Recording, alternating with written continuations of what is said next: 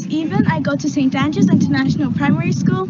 And my question for you, Chris, is what was your first donkey's name and why was it a donkey? Bye! Great question. Well, first of all, whatever she's doing it right. Like, how much joy is she having swinging on that little rope? So my first donkey, first of all, my first donkey was an accident. We never planned to have a donkey, and we only got one because one day my daughters and I and my wife were out hiking in the woods, and we heard this noise behind us, and we turn around, and we see this woman riding up a trail on the back of a donkey with a saddle. And I'd never seen that before. I didn't know people could actually ride on donkeys. So she hopped off and she began chatting with us. And her name was Tanya. And she had some donkeys in her backyard that she used to take out and ride on trails. So the rest of us, we had some fun. We petted the donkey and then we forgot about it. But not my daughter. So my 9-year-old daughter, I think, sort of planted it inside of her brain that someday maybe she could have her own donkey. And that someday arrived pretty soon because her 10th birthday showed up.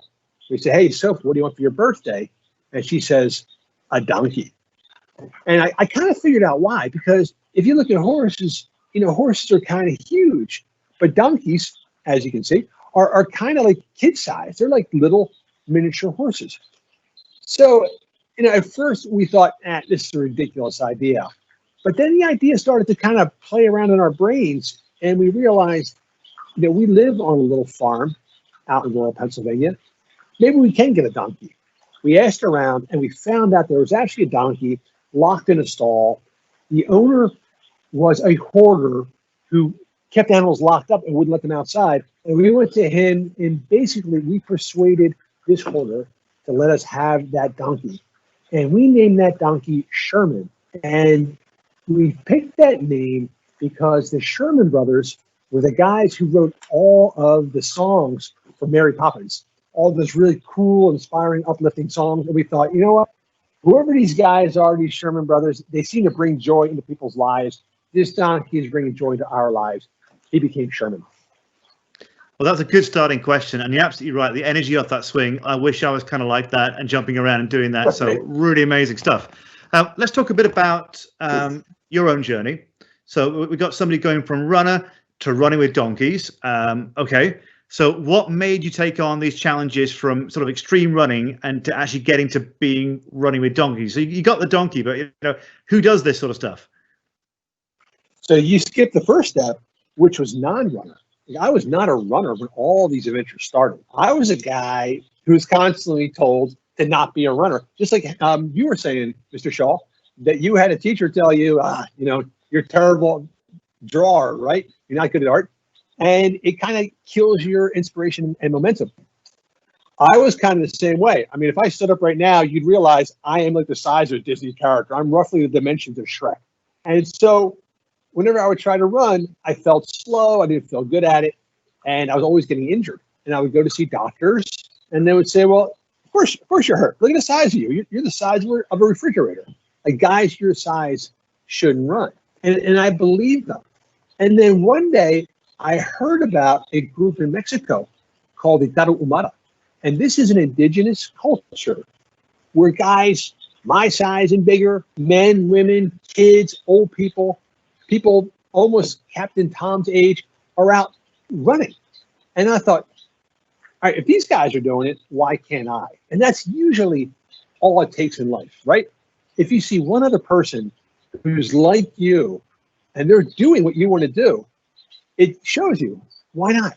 If that person can do it, why not me? And that's how I started to run. And once I started to run, all those years where I thought, it's not right for me, I'm too big, it's not good, were gone. And I started to really enjoy it. And to me, that became the secret of everything, is that once you show up at the starting line, you're almost at the finish line. Show up and try. So I became a runner thanks to the inspiration of that tribe, the Tarahumara. And it became my fun time. It became my recess. So when I'm sitting at my desk and I'm supposed to be working and I'm getting sick of it, I just go outside for a run and everything kind of lightens up. Now, the situation with the donkey. So we have Sherman. Sherman is dangerously sick. He'd been locked in a stall for years. Our good friend Tanya, who we had first seen riding her donkey in the woods, said, every creature needs a purpose. Every creature, when they wake up in the morning and they open their eyes, have got to have that one thing they're looking forward to. For this donkey, you've got to find that purpose. I had no idea, like, what kind of purpose do you find for a donkey? And I started to think, well, I enjoy running. Maybe the donkey will enjoy running. And so I thought, if I want to get this creature out every day, maybe he and I can do something together. Maybe I can make him my running partner. And then I learned, like, the secret of life. And this, Mr. Shaw will help everybody in everything they pursue with another person. And here's the secret of turning a donkey into a running partner. And the secret is this: anything you want to do with a donkey, you got to make the donkey think it was his idea. And that's what worked for us. We took Sherman out and we would surround him with his friends. There was a goat named Lawrence that Sherman loved, and Lawrence loved to run around. You turn Lawrence the goat loose, and Lawrence is heading over to the next county. So we would put Lawrence on a leash and take him out into the road. And as soon as Sherman saw that Lawrence was going, Sherman would follow him. And that became the secret. We just started to surround Sherman with other animals that he wanted to run with, and he was off to the races. Wow. So stories about life there as well, and life experiences and learning how to work with people. Very, very interesting. Now, when I went through the book, it wasn't just about rescuing Sherman for me. Yes, it was. I got that part of the journey as well, but a bit about a fellowship, bond of friendship, journey about love, understanding, kindness. And my idea was that everyone seemed to grow on the journey, and everyone seemed to learn from each other, not just Sherman learning. So can you share about how it changed you on that journey, and what changed in your character, or and what do you sort of progress into on that journey working with Sherman? Here's the thing about me, and hopefully maybe most people, but I feel like I keep learning the same lessons over and over again. Like, I learn it, it gets into my head, I feel like, I'll never forget this. And then I forget it, and then I've got to learn it all over again. And the big lesson I learned from working on my book, Born to Run, when I was with the Tarahumara in Mexico, learning how this indigenous culture could run long distances, the big key message was, the big revelation for me was, they're having fun. Just like Ava on her rope swing. I don't know what else is going on in her life at that moment, but she's having some fun. And what the Tarahumara had done was they'd taken an activity that unfortunately most of us associate with suffering. You tell someone, go out and run 5 miles, your first thought is, oh, that's not going to be fun. But the Tarahumara had turned it into, and the secret of turning it into fun is don't do it by yourself. So a lot of us, when we go out to run, we go out by ourselves. We put our AirPods or our headphones on. We turn on a watch, and we're focused on our own discomfort. What the Tarahumara do is they always go out as a group. So you would never see a Tarahumara running by him or herself. They would always have 4 or 5 people, and they're chatting and they're having a good time. And when you do that, the miles just kind of vanish. I had learned that lesson when I was researching Born to Run. And then, of course, I got distracted and I forgot about it. What I started to discover, once again, running with Sherman, is, again, if you try to force a donkey to do anything, I guarantee you, you will lose. The donkey is more stubborn than you are. What we learned was by surrounding Sherman with his friends, he began to enjoy the run. And that became this life lesson that sank in for me too. Anything you want to do, surround yourself first. Get some amigos on board. Get your family on board. You'll be surprised at how much more pleasant it is, how many more ideas start to circulate. And that's what sort of pounded through my head, hopefully for the last time I don't forget, is surround yourself with friends. That's a good message, actually. I think we just talked about sort of loneliness being an issue. So that collegiality, that fellowship, that journey together, obviously inspiring. Now, in the book, you deal with issues about really mental well-being, fear and doubt in certain times. What advice or a particular story would you have about dealing with those kind of issues? Wow. Fear and doubt. I think fear and doubt could be the title of my autobiography, because, when I was a kid in school, I really hated school. I didn't know why. I found out many years later, I was at this conference at Harvard University, and I'm very honored to be there. And it's going to be me and two scientists. One of them is a psychiatrist at Harvard Medical School. And I'm just so tickled to be at this conference. And just before we go on stage, I am chatting with the psychiatrist from Harvard Medical School. And he kind of like pats me on the shoulder. And he says, yeah, I can imagine school is probably very difficult for you, you know, of course, because of your attention deficiency disorder. And I'm looking at this guy thinking, I'm not ADHD. And he says, yeah, you are. And in that moment, you know, I was like 40 years old at the time. In that moment, my first reaction was, this guy doesn't know what he's talking about. And my second reaction was, oh my God, my life suddenly makes sense now. All those years I was getting in trouble in school. It's just because I didn't want to sit down. I didn't want to be in my place. And once I understood that, all that animosity, all that sort of discomfort with school kind of made sense. It wasn't like I was a bad kid. It's just that I was, you know, a little hyper-juiced. And so I look back at my school years, and all that fear and doubt just came from the fact that I was a creature that did not want to be in that cage at that moment. And looking back over time, I think what has led me all my life is when those times arrive when you feel like you don't fit in, you're fine. You just got to find that other avenue, that thing that actually makes you happy.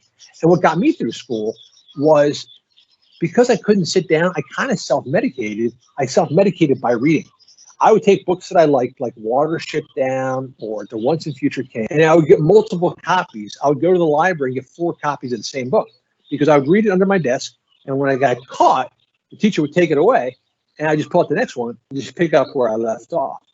And so for me, fear and doubt became conquered by just understanding that there's always something out there that's going to make you feel good. And whatever kind of energies or talents you have, you just got to find a path where you are productive. That's quite an important message, of course. So, I mean, obviously, you were the kid on the corridor being told off then at school. I was in the corridor so much, I could actually leave school, go to a local pharmacy, read comic books, get a cherry soda, and come back, and nobody even knew I left the school. Now, of course, as a headmaster, I can't, of course, condone that. But I've got to say, what is great is actually the message you're saying there about saying, actually, don't feel you have to be a certain way. Find that spark within you, that energy within you, and then go with that, you know. And I think you're reading books on the table is amazing, you know, that you want that thirst for knowledge was there. And then you've gone from this character who didn't quite get schooled to being, you know, a best-selling author, making a difference here in the global classroom to millions of children. So you've now become an example, you know, of inspiration to people. And there may be a child out there right now who thinks, I don't quite fit into this situation over here. And that message you just said was really, really important. And I think will actually hit home to a lot of people. So thank you for sharing that on that journey as well. One thing that I can't sort of not touch on is clearly the human-animal connection part of the book, and the messages from that. Talking about well-being and, you know, perhaps how we've always been. So could you perhaps share your thoughts about this sort of human-animal connection and the magic behind that?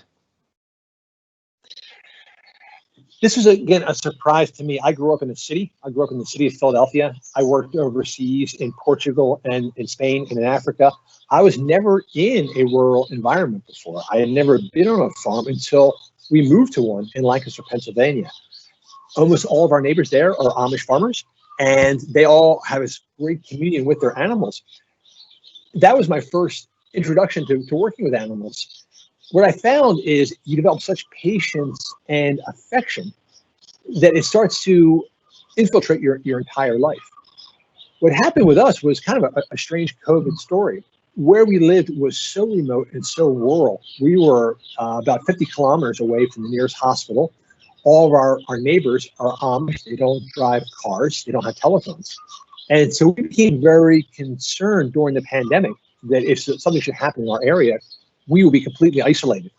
So what we decided to do very abruptly was to rehome all of our animals, give them to friends, sell our home there, and then move back to my wife's home in Hawaii, which is how suddenly, after 20 years in Pennsylvania, I look around and I find myself here, kind of shockingly. It was a difficult transition. And the very first thing we did, we had 14 days of in-house quarantine, the first morning that the quarantine ended, we went right to the Humane Society and we adopted a cat. What we've always found is that, humans have this connection with creatures that way predates our own conscious history. Back in prehistoric times, animals were our first allies, and we used to rely on them.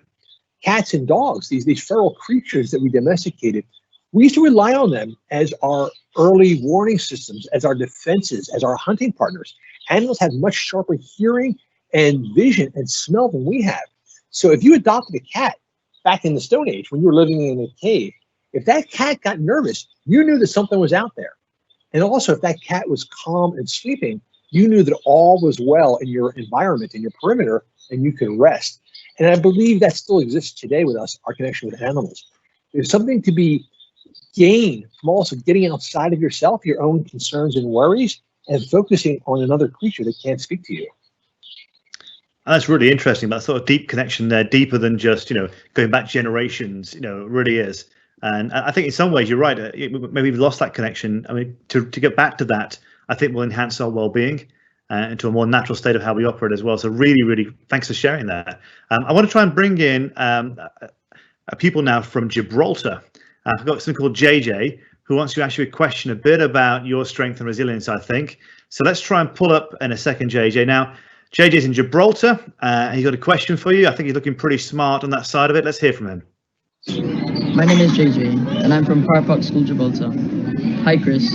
Where would you say your strength and resilience comes from? And what advice would you give to children struggling today? That's a great question. Here's what I would say to JJ and to everybody else. I think we always look at everybody else and think that they're stronger than we are, they're braver than we are, they're tougher than we are, and they're really not. The only difference between what they're doing and the doubts we feel is often people just have a little more experience. They've been in a tough situation before. And so when they come up against something that they feel they can't handle, it's not that they're tougher. They just know they've been through this before and they're going to come out the other end. And to me, that ultimately is what the real benefit of athletics is all about. It's a nice dress rehearsal for tough times. You get into a race, you feel super tired, you don't think you can be able to finish. You're playing a football match, you get kicked in the knee, your knee hurts, you don't think you'll be able to finish the match. All these things happen, and then you do finish, and you tuck it away in the back of your mind, and you think, okay, you know what? I doubted myself. And then what happens in the future is you come across other tough times, and you remember, there was that 5K race I ran. I was so tired, but I got to the finish line. If I can do that, I can handle this. And I think during this pandemic, if there's one thing we can take away from this, we all think this is the worst time in our lives right now. But unfortunately, I promise you, especially for kids, you're going to come across worse times. Things are going to happen over the next 30, 40 years in your life that are going to be very, very difficult. And the one benefit of this experience we're going through right now is tuck it away in your brain. And 20 years from now, when you're going through something very difficult, remember, you know what? I made it through this pandemic and I was okay. I made friends. I stayed in touch with my grandparents. I got through that. I can get through this. So hopefully this will be the one benefit, the glass half full of this experience is we all learn that we can endure and we can triumph and we can move on to the next thing. Great answer, Chris. I really appreciate that. Thank you very much. And so JJ, take that on board. Important message, certainly. The next question I've got for you is coming in again, actually from the UK. We've got one from Zach in a second. Now, Zach is somebody who I think may be a keen runner. I don't know on that side of it. But he's specifically going towards, I think, a story about your Born to Run book. Okay, so let's try and pull Zach up now and see how this question comes in. What led you to question, why does my foot hurt? And how did this lead you to discover the secrets of the tribe of Indians in Mexico's Copper Canyons? Zach and JJ are making me feel very underdressed. I think I should put on more than a Running with Sherman t-shirt this morning. So that's a great question. I think that all of us spend most of our time, no matter what we're doing, really telling our own stories, particularly as writers. We think we're writing a biography of Lord Wellington or Benjamin Franklin. And what we're really doing is examining our own lives, and we're comparing what we're doing with what other people have done in the past. And for me, that became the whole story of Born to Run. Was I have been told I can't run, it's going to hurt me, that running is bad for the body. And I see other people who can run. And so if you look at the narrative of Born to Run, it's an adventure story that is almost all about other people. It's about the Tarahumara. It's about this crazy group of ultra distance runners who go down to have a race with them. But to me, secretly, the book is about the fact of I was told I can't run and I keep getting hurt. And what's the difference between me and them? And really, I think almost every book that a kid is going to read their entire lives, secretly, that's what the author's doing. They're actually looking at the person they're writing about and saying, what's different about Napoleon than me? And comparing themselves secretly to the person they're writing about. And that's what it was all about for me. Why does my foot hurt? And this 80-year-old guy run up a mountain, his foot doesn't hurt. If I can answer that question, I've got something interesting. I'd love to have been there with you, Chris, and seeing these people running up the hills at that age, you know, an inspiration. It must tell you something about that society and how their values must be, and also their well-being must be as well, and that encouragement to get that age and still run. It's incredible, isn't it? It is and it isn't. It's incredible today because unfortunately we've taken our greatest natural ability as human animals, which is running. We are actually the best distance runners on the planet. No other creature can run long distances as well as humans. You may think, you know, horses or dogs or cheetahs, they're fast, but they don't go very well long. You look at a horse after it's run a mile, and that horse is panting and it's sweating. Humans run 26 miles routinely. So I think, unfortunately, we have allowed ourselves to believe that we're not as strong as we think we are. We're actually much stronger and more resilient than we give ourselves credit for. Thanks for that. I think it's an important message as well, because don't be limited. Think big on that side of it. Now, there are millions of children around the world watching this broadcast. And so the key message I ask our guests before in the kind of final question is, Chris, they're all watching this, different countries around the world, different translations around the world. What is the message from Chris McDougall you're going to pass out to those children right now in this moment? So every year in Colorado, there's this race called the Leadville 100. It's a 100-mile race high in the mountains at 12,000 feet. It's super hard. It's ridiculously hard. And yet every year when people show up to run this race, there is an old miner. The guy who created the race is an old miner named Ken Clover. And Ken always gives this speech. And he says, don't worry about this race. You know why? Because you're tougher than you think you are, and you can go further than you think you can. You've already done the hard part. You got here. You did your job as getting here. My job is to get you to the finish line. And to me, that's the message right there. Ken, earpiece just dropped out, reinserted, back in action. But Ken's message is, people show up in a race thinking they're all alone. What they forget is all around them, there are all these people that are ready to help, that want to help. People get inspired by helping. At the Leadville Trail, everyone's out in the woods, and they're there to hand you like a piece of candy or a cup of broth. People want to help you if you just raise your head, look around, and ask for some assistance. And if you ask for that help, you'll go much further than you think you can.